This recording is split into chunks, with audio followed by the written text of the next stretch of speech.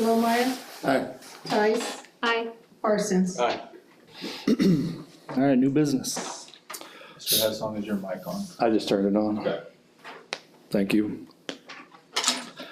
With the changing the board members, we lost our board president, so we need to reorganize the board.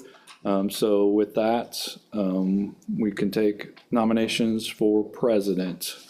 I nominate PJ. You beat me to it, I'll second that nomination. Okay. Watch Any me other through the nominations? next few board meetings. Any other nominations for the position? All right, we will vote then. Peterson, Aye. Parsons, Aye. Lohmeyer, Aye. Heppenstall, Aye. Tice, Aye. Fagan, Aye. Clinton, Aye.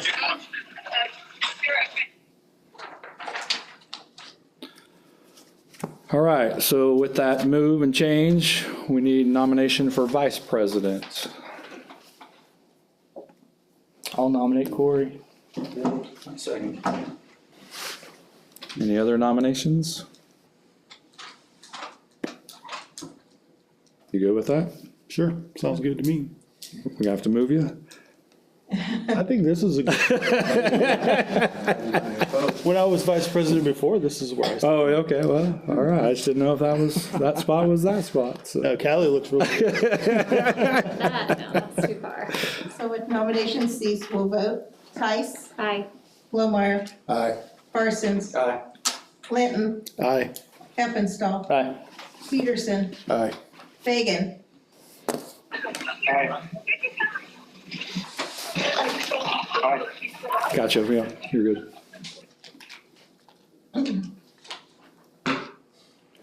All right. All right, Mr. President, continue on the meeting. All right. Well, thanks, everyone. Welcome new board members also. So resolution for board meeting dates, times and actions. Can you speak on that? Well, we're gonna do board elections first, just. Okay. Basically what this resolution for the board, for elections is saying that typically, when you're gonna do the elections and, with the change and that, so we're just gonna put June or January as that first checkbox. So basically, you're just passing this resolution that says we're gonna do that. We can do it again in July if we choose to do that with the new fiscal year. I think that's been done in the past in July. You do the board officers, doesn't mean it has to change, but you put it up and kind of go through that to make sure it stays the same if there is any changes or something to be that. So basically, this resolution is just saying that we reorganized and established a president and vice president in the January meeting. So that's what the resolution is. Okay. And you'll need to sign this once it's approved, and I'll send it around. I'll make a motion we adopt that resolution. Second. Fagan, Aye. Tice, Aye. Peterson, Aye. Heppenstall, Aye. Clinton, Aye. Lohmeyer, Aye. Parsons. Aye.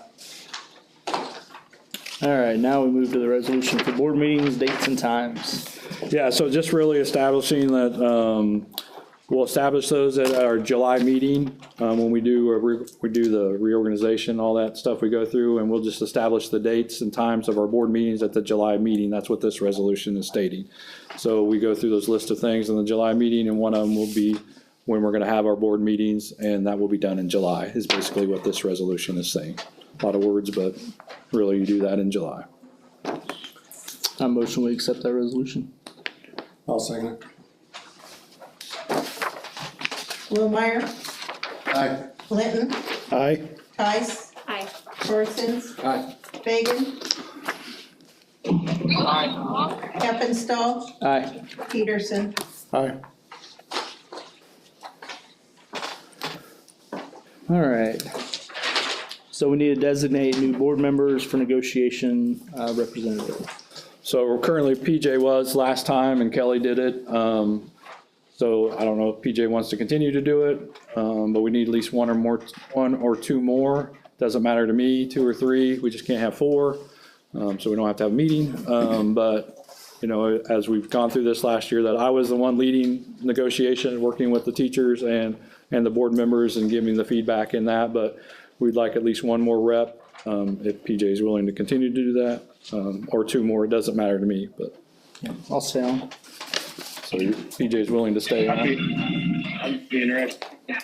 Jared's saying he would be interested in doing it. I am not. Okay, Callie?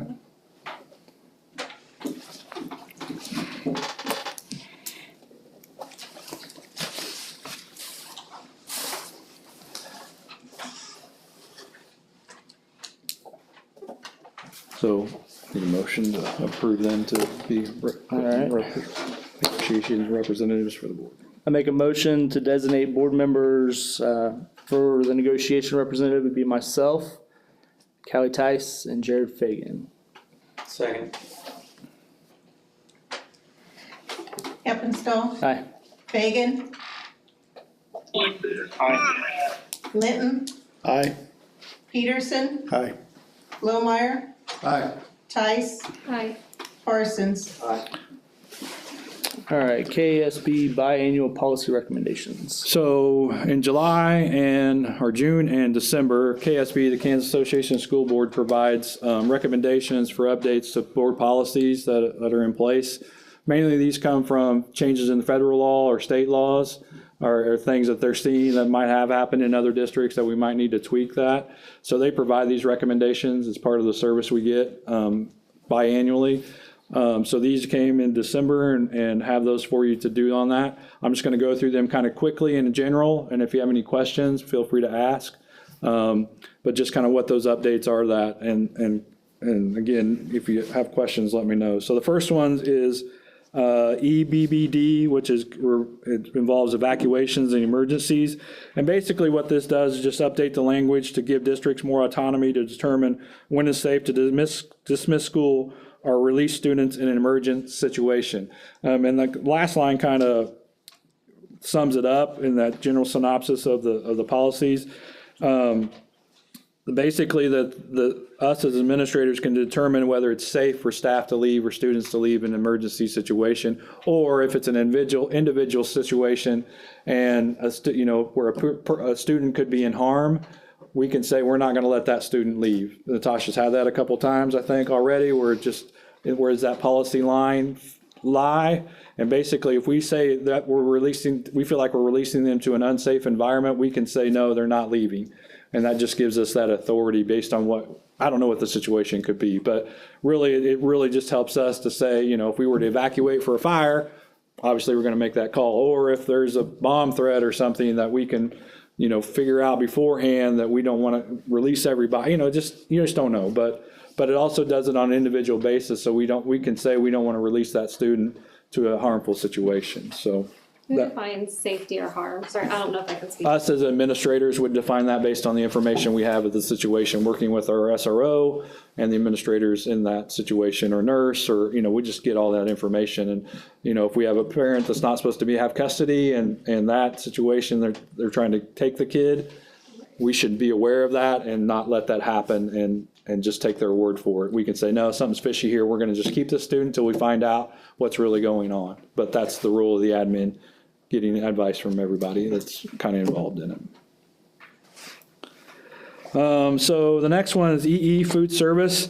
Here they just updated based on federal language and just give us some room to customize it. And from that, just the main things that we updated for local policies is what our limit is, and that's $25. Anything over $25, they have more than that, then we start making phone calls and a letter. And if they don't get that taken care of, then we offset it to collections if our attempts are made and it's not responded to. If a kid is on that where they're over and not taking care of it, they will still get a lunch, but they'll get an alternate lunch. And that's in the policy as well, whether it's a peanut butter or deli type sandwich, and they get a fruit and vegetable that's included in that. So really just lines that out, and that what we're supposed to do if a kid's delinquent on paying, what that number is, but also update some of that language based on the federal government for food service. So Patty's gone through it as our our true food service director, so how it fits us locally. One thing we are removing is if there's no intent to do, what's the word I want to use here, sorry? Remote learning days.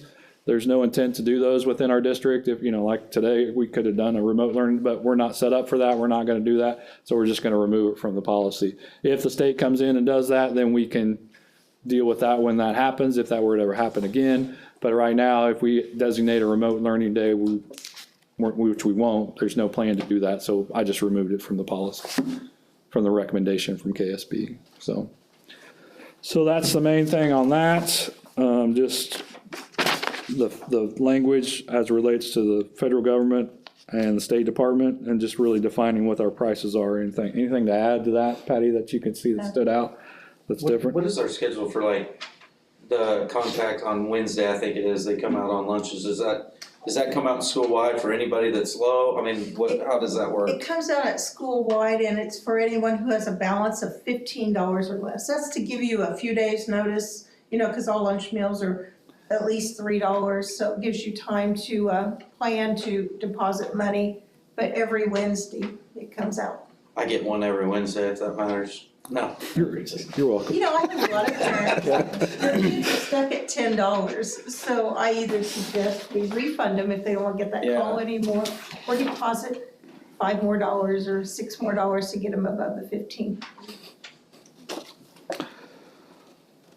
Any other questions on that policy, EE? All right, the next policy is GARIA, pregnant and parenting employees. And basically it updates the language from the federal government that basically we need to provide accommodations, which includes expanding the law, the law includes expanding to regarding reasonable breaks and accessibility to functional locations to express breast milk while at work.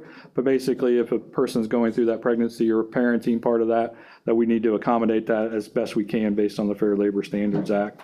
So it's an update on that.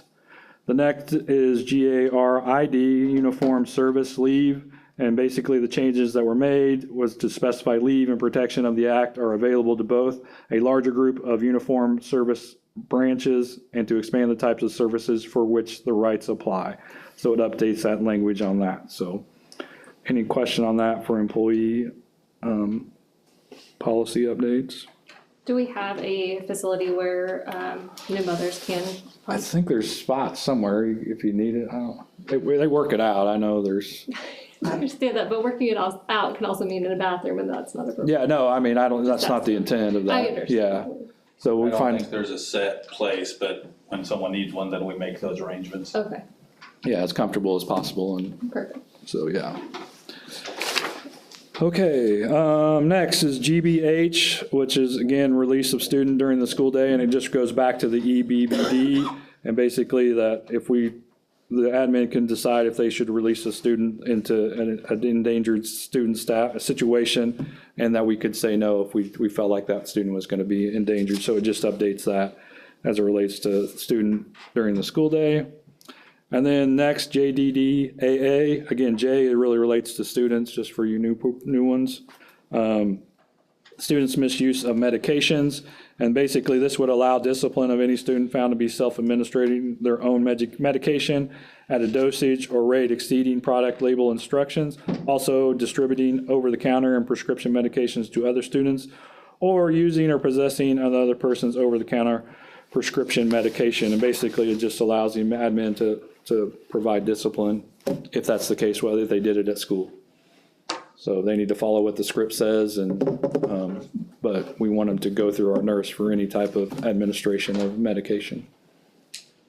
That's a quick question on that one too. Yeah. Sorry. No, don't be sorry. Policy No, person. don't be sorry. How is that tested if an employee is abusing a medicated prescription? This relates to students. Yeah. So employees, that's a touchy one that we'd have to deal with on an individual basis, that we would go through that. And I don't think it's much different. Again, a lot of policies try to remember, but I can find that information and get that to you as it relates directly to employees. More so on the student side, it's talking about disciplinary framework. So Yeah. What would you do in that type of situation? For a student. For a student, it could be they could be suspended from school. It could be a long-term, short-term, depending on how much they're doing and what it goes How would into. we know that they are self-medicating above? We'd have to, I mean, That's usually we have other kids come tell us that they're doing that. That's typically how it happens. They're taking pills and where I think they're taking more, or the kid might, self-notify, self-report. But typically we find out from other students, if that's going on, and we just through word of mouth and things of that nature, and we deal with that. And would that be investigated? Oh, sure, yeah. Okay. Yeah. That's what it Yeah, is. we get- Obviously take their word, it just. Yeah, no, just that's how it starts, and we go through the investigation. Maybe the video helps, we can do that or whatever, just depends, so. Okay, thank you. Yeah. And then last student policy is that self-administration. Again, it just updates the JGFGBA, updates it to go along with the JDDAA, so. Questions about the recommendations for revisions of some policies? Are we vote on these? As presented is how you'll vote on that. You won't do it individually, but we'll just, As all. as presented. Any other questions? I'd like to make a motion to accept the KASB biannual policy recommendations as presented. Second. Peterson, Aye. Parsons, Aye. Lowmeyer, Aye. Heppenstall, Aye. Tice, No, Fagan, Aye, that was aye. Linton. Aye. All right. Laptop computers for purchase. So the quote there that Luke has put together, this is for student replacement. It's a little higher grade of computer of the Lenovo 300E Chromebook Generation 4. They feel like it'll have a good long-lasting life. It's a little different provider. This is our Toshiba provider that we work with in Linden with our copiers. They were able to give us the best quote he went through CDWG, through Greenbush, and different, got 3 or 4 quotes for that, but he felt like this was the best at the best price for that. So again, this would be replacing student computers, 120 of them at $34,800. The student computers or? Yeah, Staff, okay. student, sorry, I thought it was staff, but I checked it in the student computers. So this is taking old ones out of. Yep, out of the rotations. Put these new in. Yep, exactly. What happens with the old ones? They trade in or anything like that? If they're bad, we'll recycle them. I think they offer to sell them to students or staff for a really discounted price and to do that. But if there's just a lot of really wearing out, after 4 or 5 years, but I think they do have sold some in the past. It's been a couple of years since we've sold them, so. Yeah, but if they're just bad, we'll recycle them as well, so. what do we do with the funds that, if they are sold They go back for general repairs and things of that nature, they go back into the tech fund into tech? Okay, to help with that. Any other questions? There's no ESSER money for this then, obviously. No, that's, all the ESSER has been designated. done. Yeah, it's Gone. done. Yeah, good question though. Could we get a rotation or the schedule? Yes, Luke is working on that for this summer, so that's part of something I've had him put together. So we'll have that for you like Andy did in the past, and 'Cause we'll have that as well. We're gonna be replacing a set number every Yeah, year. yeah, he's working on that, so that's what he was supposed to have ready for me this spring and ready to go. How many total Chromebooks do you have in that being used right now? Oh, Ballpark, one for every kid, one for yeah, every student? well, yeah, I don't know. I've looked that number for a long time, but I can find out. I'd say over 700. Yeah, for sure, but Kindergartners have them. if you include teachers too, that's, 100 more. But I can find out. I think that's close enough. did you say 120 was high for us to have to replace this high quantity at one time? No, I think or it's about what? typical, I That's think, is what, if I remember right, the rotation. 120 every year, and every 4 years you Start the get back to rotation the, again. yeah, Okay, or Yeah. maybe even 5 years on that. yeah, well, that would be, 460, so. Any other questions? All right, I'd like to make a motion to accept the laptop bid as presented. Second. Aye. Peterson, Aye. Heppenstall, Aye. Blomeyer, Aye. Parsons. Aye. Fagan, Aye. Tice. Aye. All right, high school library furniture. I thought Tyler would be glad to see this one on the agenda for down the road. So Natasha's worked with Mr. Holloway since last summer to try to get some updated furniture in here. Wanted to make it more accommodating and inviting, but also to utilize the space a little better and to do that. There are two quotes that come from this. There are two different, because the other one, DIMCO didn't provide what Natural Business Furniture provides. So that's where these are, as you can see on there. We don't have to put this out to bid because we go through the Greenbush and through their marketing or their marketplace. DIMCO and Natural Business Furniture are part of that, so they give us a discount as being part of the Greenbush cooperative in that purchasing. So we just went through them to get our pricing to do that. So Pam did all the legwork for that. So what we're recommending from DIMCO is $7,043.99. And then from National Business Furniture, total of $12,211.92 for a total of $19,255.91. Technically, I don't have to bring this because it's under $20,000. The board doesn't have to approve it, but it's a big ticket item. So I just like to bring the kind of the bigger ones that the board has just to again, get their approval and understanding what's going on with that. So anything to add with that?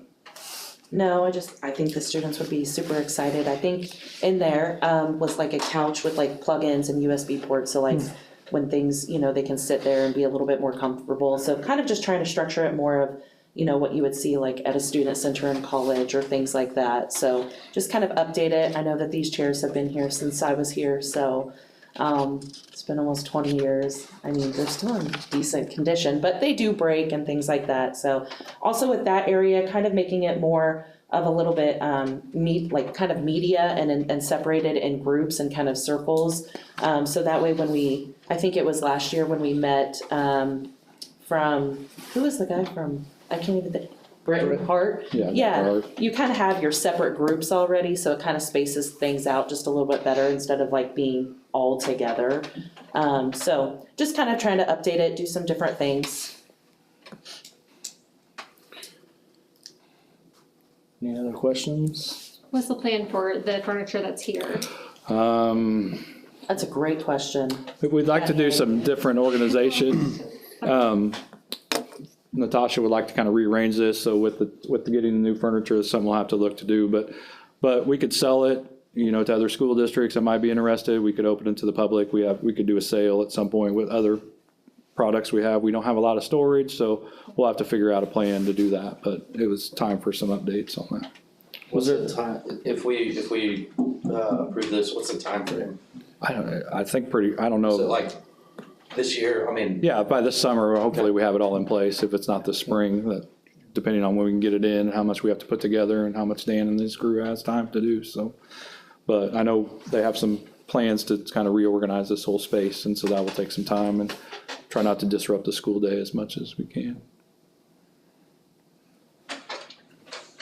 Is that basically the same number of chairs?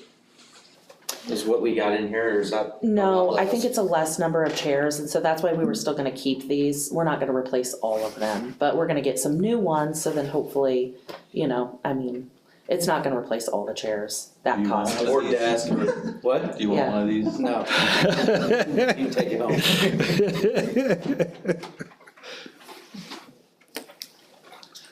All right, any other questions?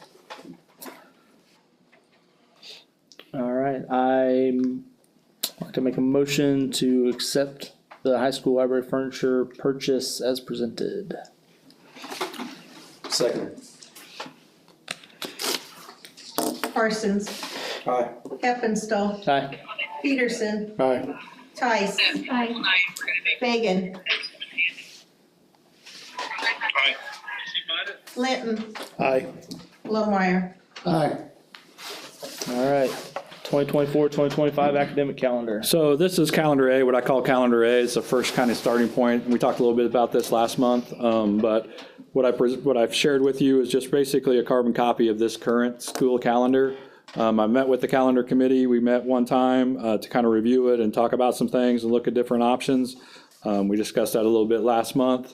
The committee has a building rep from each building, OCNA rep, and I think that's it. Yeah, I was trying to remember all of them, but getting feedback on that. So I need to get the second meeting scheduled so we can hopefully have something in February to approve would be the goal, to approve the 2024 calendar. Again, it's a carbon copy of this year, which is 178 teacher contract days and 171 student contact days. And so that's the same as that we're operating from as a starting point. This calendar does have 7.5 snow days built into that. So we have some flexibility of not having to make up, hopefully not make up days, but this calendar, the one we're currently in and next year has those snow days built in there. So we don't have to hopefully make up days as we go through that. The committee has taken a couple questions to the staff in their buildings. One is just talking about getting a consistent early release dismissal time. We have some different times in the current calendar. The admin would like to see some consistency, and so they presented that to the staff to get some feedback on that. And then they're questioning about extending the school day to get feedback on that from the staff to bring to the committee and to have a discussion on that, what that would look like. So again, we have to have our second meeting to see where that information is, to really discuss that as we go from there. But any thoughts or concerns about the calendar? We discussed 4-day week. It'd be a great big change to do that. And so I don't know that the committee's really ready to commit to that now. Maybe some baby steps as we go through that, maybe extending the day like they're looking into could be possibly lead that way, but it would be a major overhaul of the calendar to do that. So that was one of the main things we talked about, but that's where we're at right now. Would that be the main goal of extending the day, is to shorten the school week? I think that depends on who you ask. Okay. It's just something they're getting feedback from the staff to bring to the committee that will bring to the board because if we extend the school day, that would shorten the calendar by depending, if you did 15 minutes, it'd be about 5 days, fewer days for students and staff could lead to that. So, but I think everybody has opinion on that. So really, we'd have to bring it to the table to do that. But this is where we're operating from right now. I'll keep you up to date after the meeting, after we have this follow-up meeting or second meeting, kind of where we're at on that information, so you'll be able to have a good conversation when we meet in February. So, just so I understand. Yeah, that's right? what we're doing here. So, like the other day when we had early dismissal, it was at noon, so that's considered a full day. Yeah, it was, because we let out because of weather, Okay. we can count that as a full day. But it has to be weather related, so like, Yeah, our medical related like we did, super Okay. spreader that is, Tim Reeman, but. all right, I just wanted to make sure, cause I didn't know, like if you did 2 half days and they were considered at noon, I mean, you're already here, what's 30 more minutes? Right. But, Like, if we release for state basketball, yeah, Yeah. then those don't count as full. So like our early release days that we do have, that when the students are here, we can count that as a full student contact time. And the other part of the day, we can count that as half student contact time as professional development. So according to the rules that KSDE sets down, the State Board of Ed, school districts have to be in a minimum of 1,116 hours for the school year. If you get below that, you've got to make up days because you've got to be in that much. So we built in hours to have those snow days, so we don't have to make up days, and hopefully we don't get to that where we have to make up days. So this calendar is built so where it's built into that. So that's the number we operate on, is 1,116 hours. Professional development can count as half of a student contact time, whereas like we were supposed to be in all day on Monday, or whatever Monday was it? We let out early? Monday, Yeah, thank you, Monday. But since our intent was to be in all day and we went and we fed them, we can count that as a full day. But like these last 2 days, we can't count those to our student contact time if we're not in session. So that's why we go through all this, and plus we follow the negotiated agreement and put that all together and build a calendar from that, so. But I'll keep you up to date on that when we get that meeting ready and let you know what's going on so we can have a discussion about it next month and hopefully have a calendar to recommend for next school year. Fantastic. All right, building reports.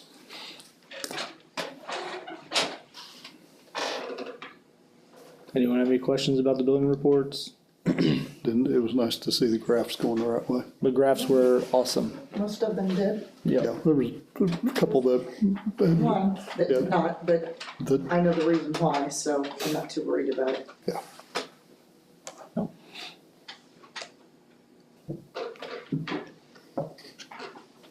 You guys have any updates from when we submitted your reports or anything? We gonna get basketball in this week? Maybe. We did talk about that a little bit today, hopefully get the first round in tomorrow as long as everyone's in school. Otherwise, if someone cancels, then we'll move to next week, probably Monday and Wednesday, and look at maybe just going single elimination to get those games in before it gets into junior high wrestling and the high school league tournament and everything else going on, so just kind of playing it day by day right now, but Friday and Saturday aren't looking too good either right now, so. Yeah. So there's some basketball games got moved to tomorrow night, high school. Oh, yeah. Yeah. I haven't seen anything, to be honest with you. All right, no other questions on the building reports, superintendent report. All right, so talk about snow days a little bit. We already really talked about it, but we're gonna be in session tomorrow.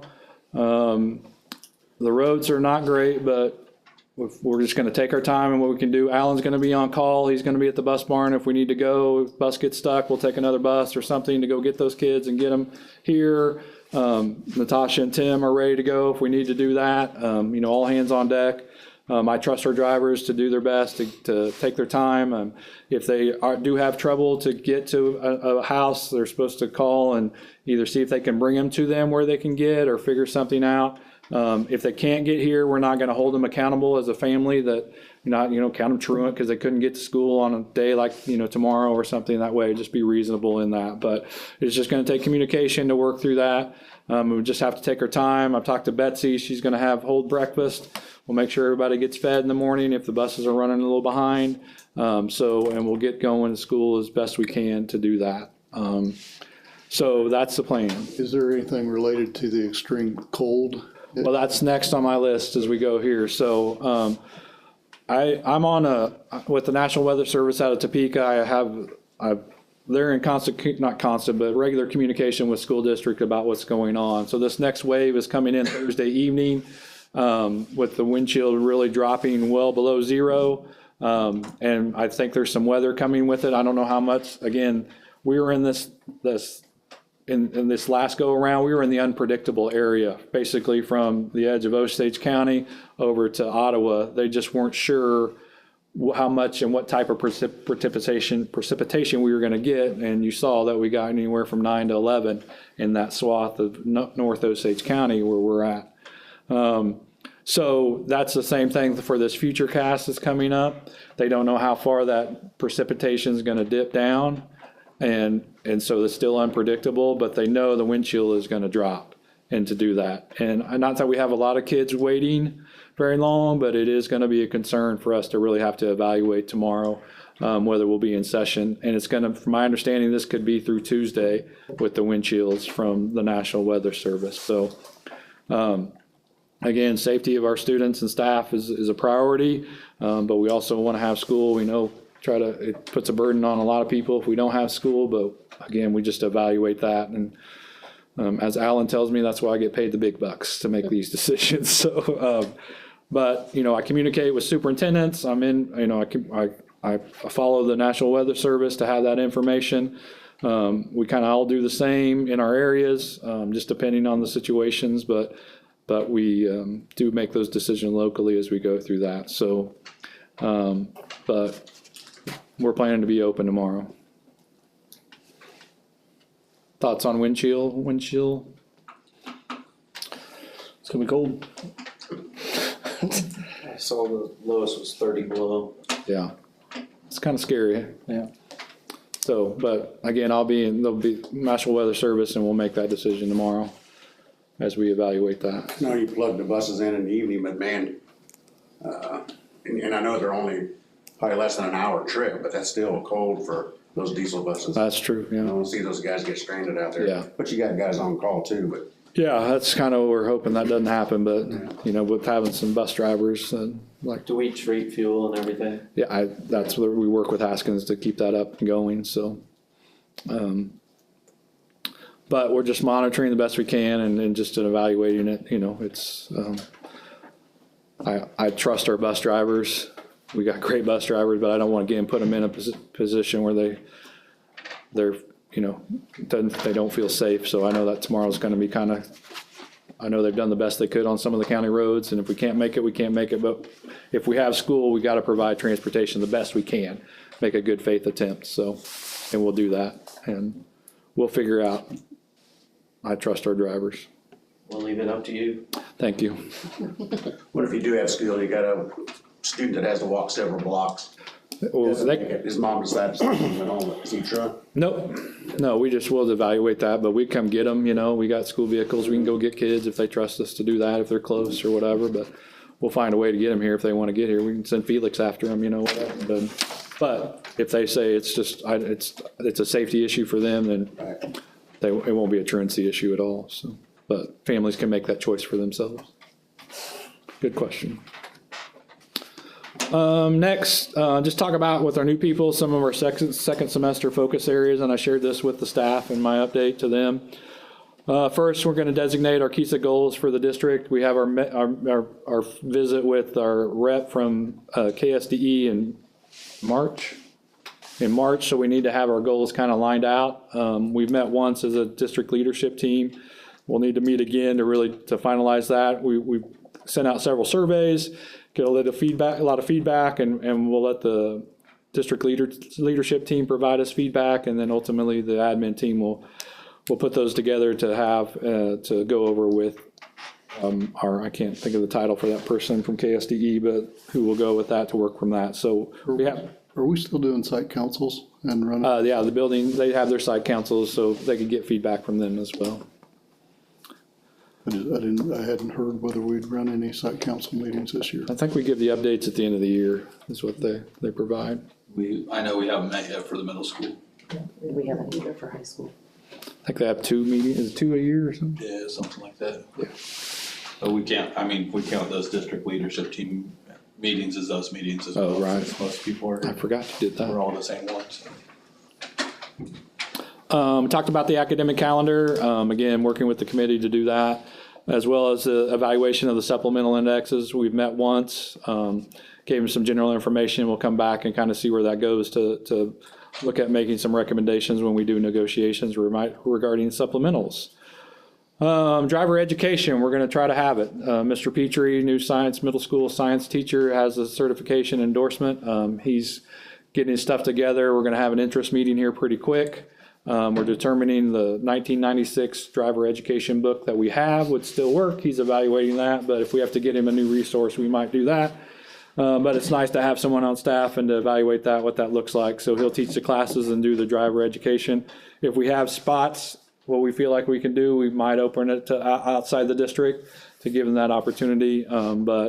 But it's nice to have Mr. Petrie on board to do that and provide that service for our kids. So that information will be coming out. Summer program or part of our? Right now, we gave him the option to do like class time on Wednesday nights. I know some districts do that, but he doesn't know if he can do that. But right now, planning on being a summer program. We have talked about being part of the curriculum or their schedule, but we don't know how that could fit into that. We haven't followed up with that conversation about it in the future, but right now we will be able to provide it more than likely this summer is the plan. So will we have to purchase like a vehicle for? No, we'll use district vehicle. We'll have to put the chicken brake in is all. We can do that at Bernines and get that in. We have the signs, the magnetic signs, and designate that, and they just use the district, vehicles that we have, so. If it's a summer program, is it gonna be offered just for 1 week, or are we gonna have multiple sessions? where It'll be multiple sessions. They'll get, I'm not sure how many hours he needs to have for the class time, and then the driving time's separate. And so depending on where that level is, but I don't know all the details on that, but Mr. Petrie's working through that, so it'll be multiple days. Another focus for the second semester is just that exploration of early childhood opportunities. Shay West, with the daycare provider that started, we just not been able to connect because she's trying to get those going. So hopefully we can do that here in the near future, so we can get that going with working with Greenbush to put that pro forma together. But we just have not been able to connect here before Christmas break and since schools got back. So, but that's where we're at with that. So we'll continue that. And as always, we have negotiations and a focus on classified salaries that the board has shown interest in discussing this spring as well. And then we are having threat assessment training in February as part of our professional development. KSB will be here, Dr. Hart and another associate from them will be providing the threat assessment training. And really what that is just helping the admin, nurses, SROs evaluate the level of a threat. We don't, we think we do, but this provides the tools for you to do that and what steps you should take based on the level of that threat. And so we feel I've had this training through KSB. It's a very good training.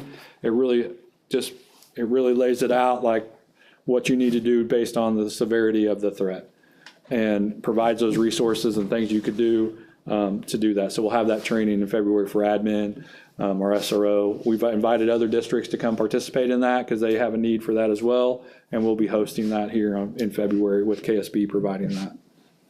Is that a cost item? Yes, it's a fee that we'll have to pay, but we're going to share that cost with other districts that are going to participate, so it'll be less for us. But we do have to get a book for everybody that participates and a designated person that has to go through an online class that from each building to do that, so we get that designated too. So, and that's a cost to that as well. But it's something that I know our counselors want, and the admin team would like to have that as just a resource for them to have to help evaluate the level of threats. Would counselors be included? Yes, they will be included. Sorry, I forgot to mention them. Yes. So those are things coming up in the second semester. I know there'll be other things, but those are the ones that jumped out at me when I was putting my stuff together. So next is just the employment openings. I shared that with the staff, and just so our new members are aware, and maybe our ones that have been sitting, what we have. We have an elementary teacher aide, paraprofessional opening. Elementary school counselor with Darcy moving to the high school for next year, a fax teacher, Miss Wilkins' retirement, and then you see the supplemental positions: assistant middle school track coach, assistant high school volleyball coach, assistant high school track coach, and head boys golf coach for the high school. So those are our current openings that we have that we're working to get filled. I think Dina put in her report that she'll have a recommendation for school counselor next month, is her plan. So, and we have a couple apps for fax, which is great. So that's good to know going forward. So, absolutely. So lastly, January is Board Appreciation Month. And since I've been here, the board's asked not to really give gifts or anything, just recognition of your board, your service, especially our new ones. We appreciate you stepping up and doing that for the community and staff. Yeah, so, but the governor will set out a proclamation at some point just recognizing January as school board member month, and we do appreciate your support of our students and staff and the time you take to do that and working with me and our admin team. So we want to thank you for your service and appreciate that. So that's all I have for my report. Any questions? No? All right, I move that we go into executive session to discuss confidential personnel matters, pursuant to non-elected personnel exception under COMA, and the open meeting will resume here in the library at, we'll say 8 o'clock. And the board invites Mr. Hassan to attend. Second. Tice, Hi. Lohmeyer, Aye. Parsons, Aye. Litton, Aye. Eppenstall, Aye. Peterson, Aye. Fagan. Aye.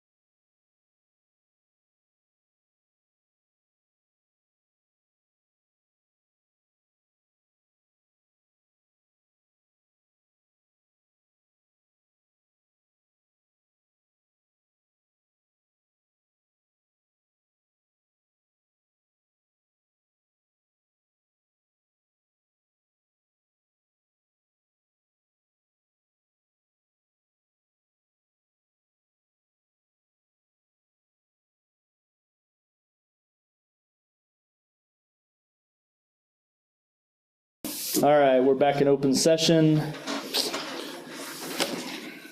Make a motion to accept the recommendations of Tyler Butch as the boys' head golf coach, as well as Andrew Gantenbein as the assistant middle school track coach, and the transfer of Ruth Pena to the evening custodian position.